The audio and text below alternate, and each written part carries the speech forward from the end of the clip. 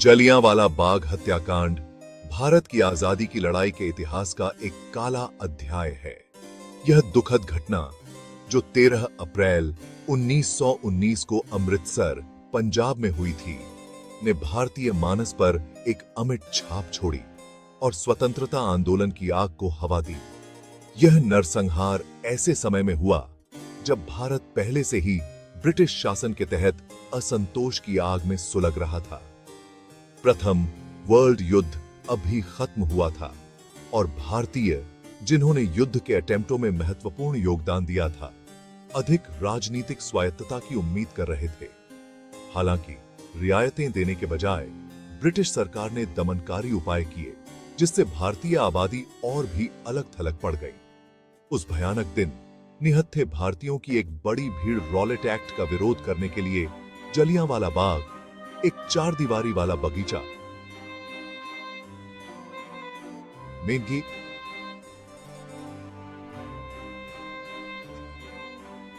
यह अधिनियम, जिसने ब्रिटिश अधिकारियों को बिना मुकदमे के व्यक्तियों को गिरफ्तार करने और हिरासत में लेने की व्यापक शक्तियां दी थीं, को व्यापक रूप से नागरिक स्वतंत्रता पर हमले के रूप में देखा गया था। आने वाले तूफान से बेखबर कई परिवार बैसाखी के फेस्टिवल का आनंद ले रहे थे, जो पंजाब में बड़े उत्साह के साथ मनाया जाने वाला फसल फेस्टिवल है। उन्हें क्या पता था कि यह दिन खून खराबे और दहशत में खत्म होगा।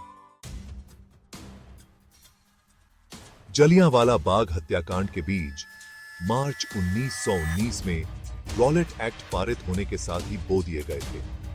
यह कठोर कानून, जिसे आधिकारिक तौर पर अराजक और क्रांतिकारी अपराध अधिनियम के रूप में जाना जाता है, ब्रिटिश सरकार द्वारा भारत में बढ़ती नेशनलिज्मी भावना को रोकने के लिए पेश किया गया था।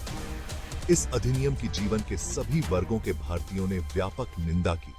इसे असंतोष को दबाने और मौलिक अधिकारों को कम करने के एक जबरदस्त प्रयास के रूप में देखा गया। महात्मा गांधी जैसे नेताओं द्वारा शांतिपूर्ण प्रतिरोध का आह्वान करने के साथ भारत के विभिन्न हिस्सों में अधिनियम के खिलाफ सार्वजनिक बैठकें और विरोध प्रदर्शन हुए। वॉरकालीन बानों और आर्थिक कठिनाइयों के कारण पहले से ही तनावपूर्ण पंजाब की स्थिति विशेष रूप से अस्थिर थी। 10 अप्रैल 1919 को दो प्रमुख नेशनलिज्मी नेताओं, डॉ सैफुद्दीन किचलू और डॉ सत्यपाल की अरेस्टी ने अमृतसर में जुनून को और भड़का दिया। उनकी नजरबंदी से व्यापक आक्रोश फैला और अधिकारियों के साथ प्रदर्शन और झड़पें हुई। कॉन्फ्रंटेशन के लिए मंच तैयार हो गया था, जिसके दूरगामी परिणाम होने वाले थे। 13 अप्रैल 1919 अमृतसर में किसी भी दूसरे दिन की तरह शुरू हुआ। इस त्रासदी से अनजान, जो इसका इंतजार कर रही थी, वह बैसाखी का दिन था, जो पारंपरिक जोश और उल्लास के साथ मनाया जाने वाला शुभ अवसर था। फेस्टिवल में भाग लेने और स्वर्ण मंदिर के दर्शन के लिए आसपास के गांवों से भी कई लोग आए थे। जलियांवाला बाग में जमा हो रही भीड़ से बेखबर अमृतसर में व्यवस्था बनाए रखने के लिए जिम्मेदार सैन्य commander brigadier general Reginald Dyer ने सभी सार्वजनिक समारोहों पर प्रतिबंध लगाते हुए एक घोषणा जारी की थी। हालांकि इस उद्घोषणा को व्यापक रूप से प्रसारित नहीं किया गया था और बहुत से लोग आदेश से अनजान रहे। जैसे जैसे दोपहर ढलती गई, जलियांवाला बाग में हजारों की संख्या में एक विशाल भीड़ जमा हो गई। इस भीड़ में हर वर्ग के पुरुष, महिलाएं और बच्चे इवनिंगिल थे। वे वहां रॉलेट एक्ट और अपने नेताओं की अरेस्टी का विरोध करने आए थे।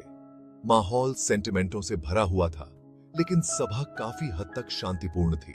भाषण और नारेबाजी हुई, लेकिन कोई हिंसा या संपत्ति का विनाश नहीं हुआ। भाग 4, द अनफॉरगिवेबल एक्ट, डायर के आदेश और मैसेकर। शाम करीब 4:45 बजे ब्रिगेडियर जनरल रेजिनाल्ड डायर सशस्त्र सैनिकों की एक टुकड़ी के साथ जलियांवाला बाग पहुंचे।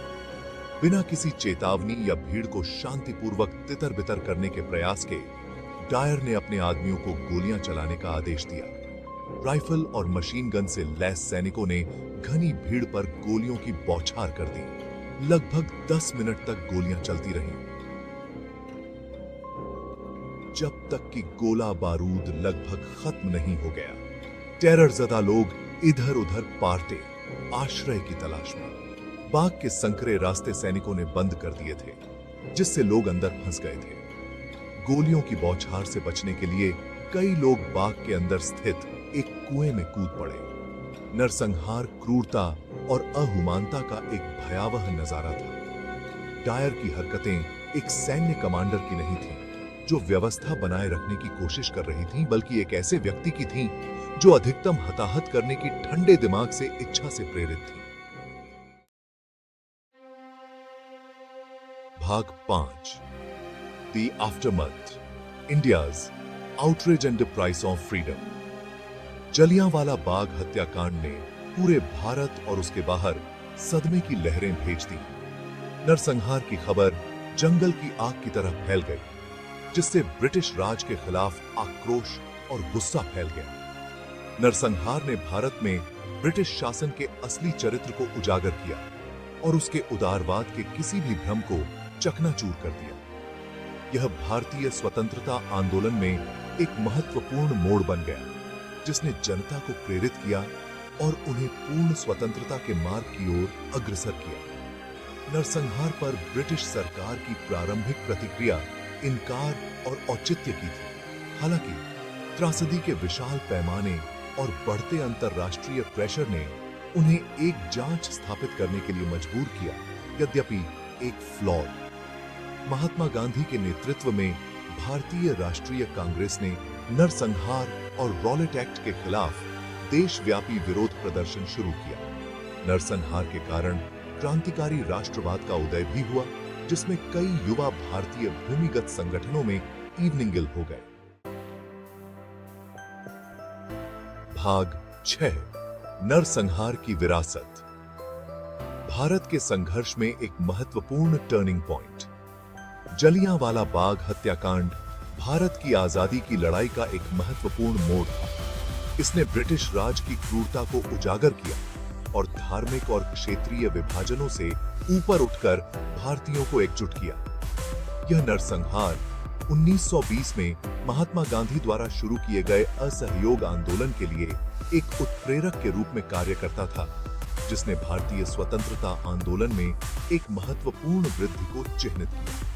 नरसंहार की याद ने भारतीयों की पीढ़ियों को प्रेरित करना जारी रखा और यह औपनिवेशिक उत्पीड़न और स्वतंत्रता सेनानियों द्वारा किए गए बलिदानों के प्रतीक के रूप में राष्ट्र की सामूहिक चेतना में अंकित है। जलियांवाला बाग आज स्वतंत्रता की मानवीय कीमत और नागरिक स्वतंत्रता को बनाए रखने के महत्व की मार्मिक याद दिलाता है।